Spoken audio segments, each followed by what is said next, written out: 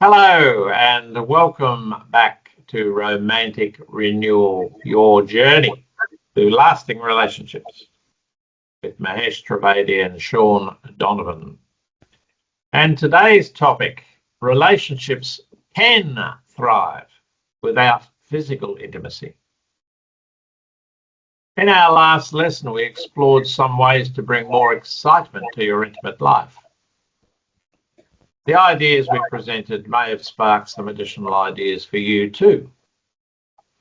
But what happens if you or your partner are unable to engage in physical intimacy? Does that mean the end of your relationship? Mahesh, tell us.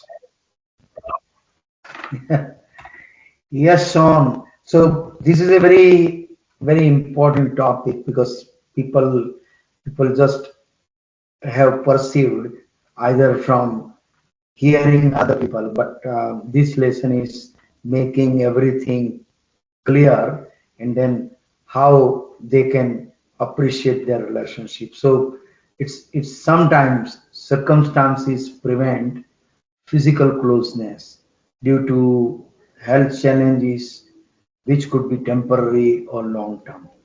However, it's a different matter when you could but choose not to engage in intimate moments. So let's explore these situations.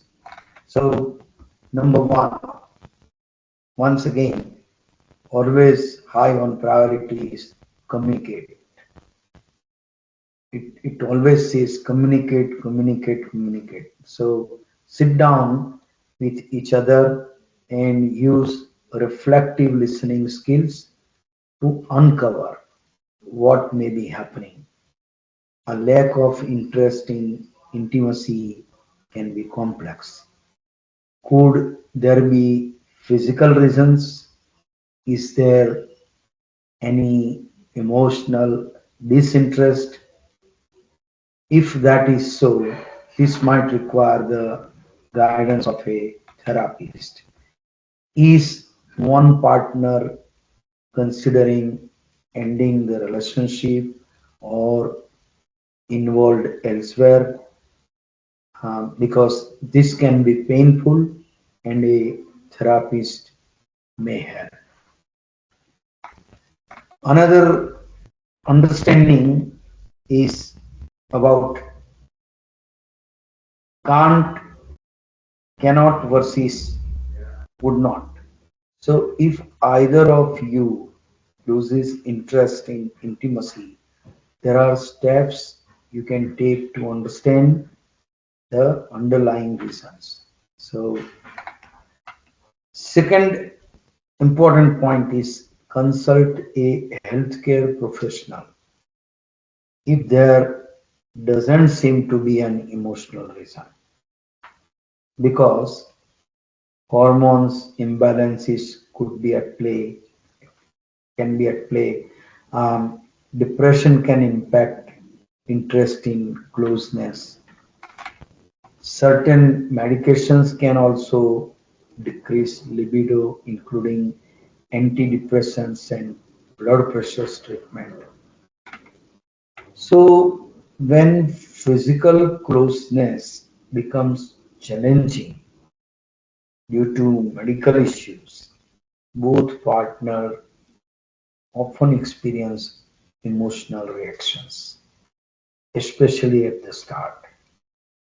For example, if one of you is facing a serious illness like cancer or MS, the focus may be on survival rather than intimacy. Thanks, Mahesh. Well, let's now look at some tips for working through this challenge. You already mentioned one, maintain open communication. Both of you may have feelings that are hard to share out of concern for worrying the other. Second, seek support groups. Find a community to help you cope.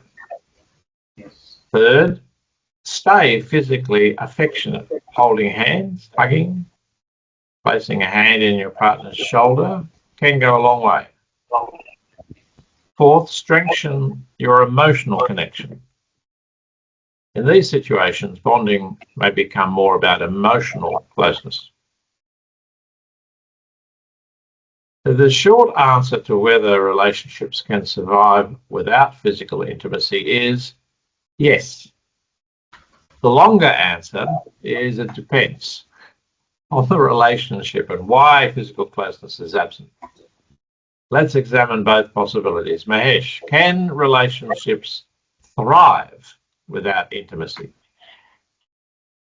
Yes, Sean, that is a very interesting questions, and that is like a lot of people want to get the, the right way on like a clarity and understanding.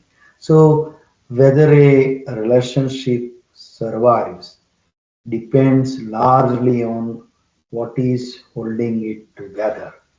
So if physical closeness is the primary connections and emotional bonds are lacking, you may ultimately choose to part your ways. While this can be difficult, moving forward may allow both individuals to find someone who aligns better with their emotional needs. What matters most in your relationship? So, if it is the life you have built together and you shared bond, your relationship cannot only survive but also flourish. Physical closeness is an important part of any relationship, but is not the most crucial component of a deep emotional bond. So, in a close relationship, these aspects strengthen your bond beyond the physical connections. And what are these aspects? So, number one, trust in each other. Number two, love for each other. Number three, emotional connection itself. Number four, the ability to share your deepest thoughts and feelings. Number five is a reliability and support, like for each other. And the last one, number six, is a most important, that the capacity to be affectionate and touch one another. It's like a willingness. And there is a popular saying, where there is a will, there is a way. And that is the most important thing to sustain the relationship, but even it can flourish your relationship. Great, thanks, Mahesh. So we've covered a lot today and Yeah, in this yes. module. Only a severe physical limitation or incapacity might prevent you from touching or comforting each other. But if you're both mobile, you can still share many of the activities from our previous video. With patience and mutual understanding, your physical relationship can remain a meaningful part of your life. For those facing severe physical limitations, even something as simple as gazing into each other's eyes while holding hands can express profound love and affection. If physical intimacy itself isn't possible, there are still ways to express affection and help your partner feel loved, such as gentle caresses, holding hands, or connecting emotionally.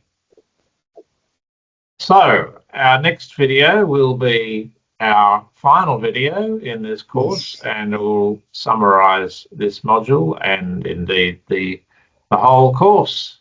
So, as usual, for this particular video, remember to go back and rewatch and reflect on what we've said. In the online portal, you'll have some reflection questions and some other download material to assist you in that process. Heading into our final video, our summary and reflection, we look forward to seeing you then and completing the course with you. So thanks again, and we'll see you soon.